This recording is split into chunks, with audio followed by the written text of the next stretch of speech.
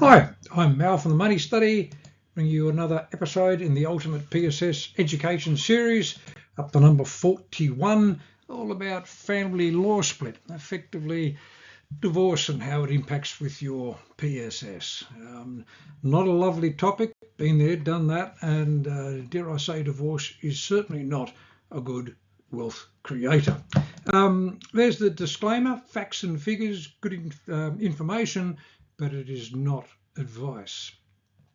As I said, not a wonderful thing to occur, but obviously, as we know, it certainly does, and it certainly makes sure that you understand where you sit in regards to this. Now, you may be the member, you may be the associate, you may be the partner of the member, or you might even have a partner where a situation where both of you are in the PSS, and depending on the scenario, there could be some different things to be thinking about here.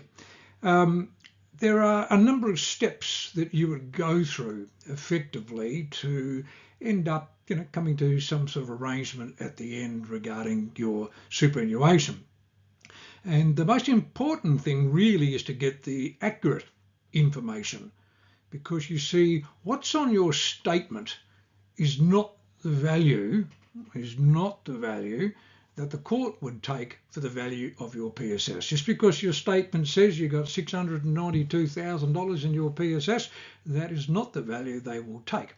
And it depends on factors like your age and effectively years to retirement and so forth as to what that PSS is actually worth. And of course, if you're already on a pension, there's a totally different value again. So it depends on your status as a PSS member as to the true valuation of that.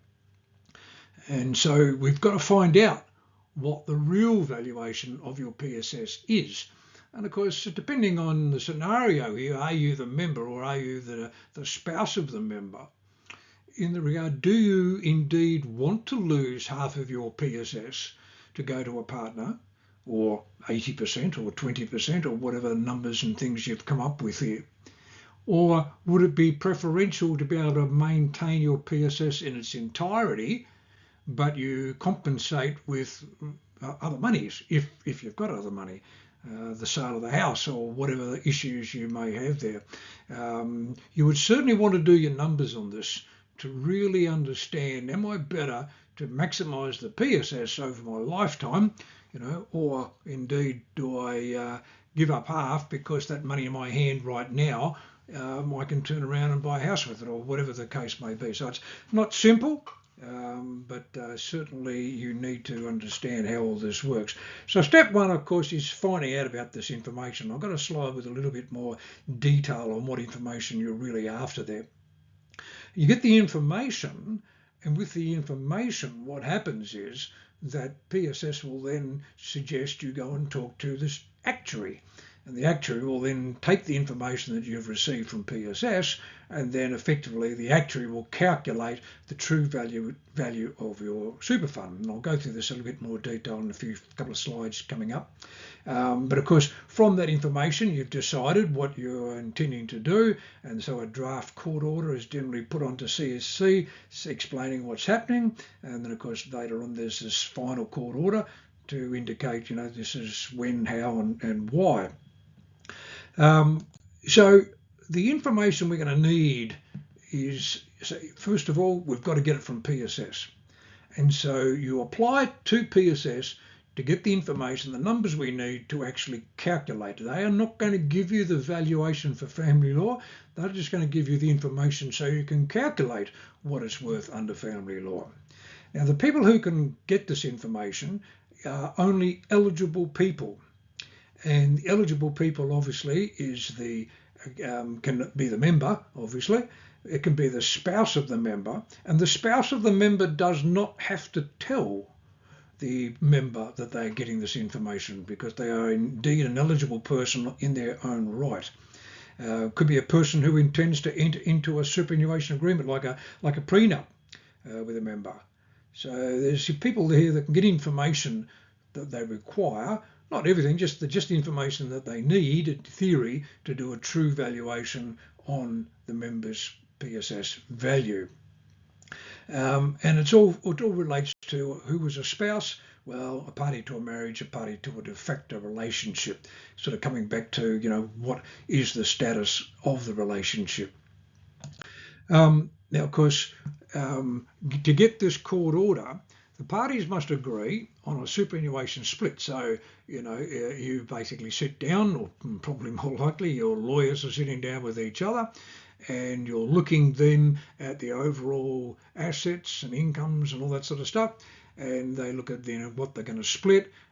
Could be a simple, nice, easy 50-50, or it can say it could be weighted because of access to children and all sorts of stuff. And so ideally it can be reached with an agreement between the two parties, or obviously if it gets a bit messy, the court would then need to decide the matter there.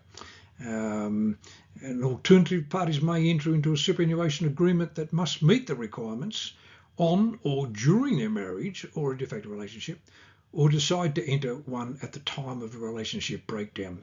So this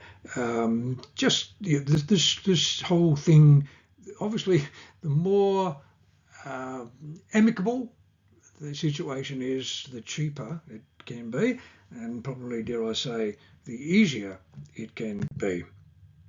Now, how do we apply for this information? You basically apply for the information, you get onto PSS, and you fill out the paperwork required, an application for superannuation information form, and you get that form from the csc.gov. You can call them up and tell them what you're trying to do, or literally just go to their website and download under forms and documents. You'll find the information you need. So you complete both the application form for the information and then what's called a Form 6 declaration. So it's basically declaring what's going on, and we forward that and we get that information from PSS. What really gets up my nose a bit here is the fact that you are paying $150. Now, I must admit this slide is a couple of years old. I haven't checked lately, so please check. I'd be surprised if they have removed this. Mind you, I've been complaining about it for long enough. I don't see why you should have to pay a fee to obtain your own information. I really find this is, it could not possibly cost PSS $150 to provide information that's on their computer. To me, you're going through enough drama anyway. To have to turn around and pay a fee for it, I think is absolutely disgusting. But anyway, as I say, just check that, because this is a couple of years old, this slide. Once you've got the information, as I say, the information is only the data. It's not the end result. It's not the calculation. It's not the evaluation. You then need to go the next step of either going to an actuary. And PSS, I think, will actually give you a list of actuaries that you might that are interested in all of this. And some actuaries, especially the ones here in Canberra, are charging $500 to $800 for just for the privilege of calculating a few numbers for you. I like this website here, superinfo.com.au. This is run by a mate of mine, Dan, and Dan is a walking encyclopedia on this family law side of the equation. He's actually generated a couple of different calculators. He's got a basic one, which you can just sort of punch in the numbers and you come up with an answer, or you've got another one which you can do a lot more modelling, so that you can keep on changing percentages and times and all sorts of other factors that come into play there. But the cost of using his calculator is a lot cheaper than effectively going to an actuary. The format that the calculator spits out is in the format that the court will recognise. And in fact, Dan has actually been an expert witness for cases. If you've got issues where there seems to be a bit of an argument relating to valuations, then get in touch with me, and I can get you in touch with Dan, or you can contact Dan, I believe, through his website there. But it is a case of making sure that you get this valuation done by someone who's accredited to be able to do it, and get you an answer that the courts indeed will recognise. But I do love the calculators, because basically the information you get on the Form 6 the calculator is pretty much in the same format as the information you get from PSS. So you literally are just sort of transposing numbers from the information from PSS into the calculator, hit the button, and literally 5 minutes later you've got yourself the answers that you require. And just as a side note, Dan and I spoke to Dan this morning. And this is when I did this, as we're talking about the middle of January here. We are planning to get together and put together a live webinar on family law, because it is certainly a complicated scenario, but I'd rather get in someone who's really can talk about the absolute down to the nitty gritty. And so Dan's very generously said he will come along, and we'll do a live tag team webinar on family law, probably sometime into February of here we are in 2024. So keep your eye out for that. I will put a notice up on this the Facebook page for the PSS defined benefit members to ensure that they've got that information. Now, step 5 is once we've got the value, so we've got the value, we've told the super fund, and now we're ready to actually act on it. What happens is that a new record, so a new membership effectively, is created for the partner, and they become what is called an associate member. Now, we'll do a quick one on associate members later on, just to show you how their pension thing is actually calculated. But effectively, they will indeed have their own PSS membership. The other member, the original member who's now perhaps lost part of their PSS benefit, they will get all the information to show what their PSS has actually been reduced to. The statement of the year that it happens, you'll see all the changes. Any statement subsequent to that, you'll just see your new reduced value going forward. And then once those records have indeed been created, then it depends on the age of the people and what's going on here as to what can be done with the money. So if the pension, it's already on a pension then effectively what happens is that the member and the associate then receive their pensions, but do note that just because it might be split 50-50, the associate is not going to get half or the same pension as the member, literally because of the factors of an associate, and this is all part of the valuation.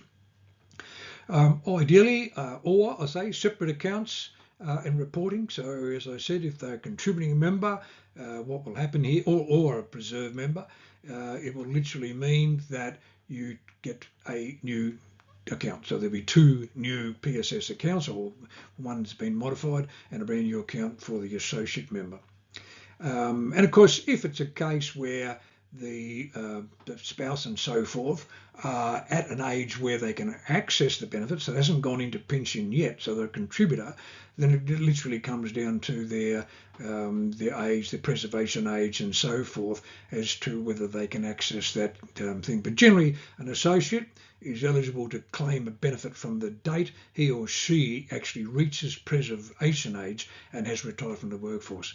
So whereas a member could indeed grab their pension at 55, an associate to get the pension would have to be over their preservation age and retired to actually access those details there. And there's additional rules that also apply if under preservation age where it relates to invalidity and so forth. So not a simple thing, that is for sure, not an ideal time to go through. It's certainly emotionally draining as well, and who needs to have financial dramas at the same time?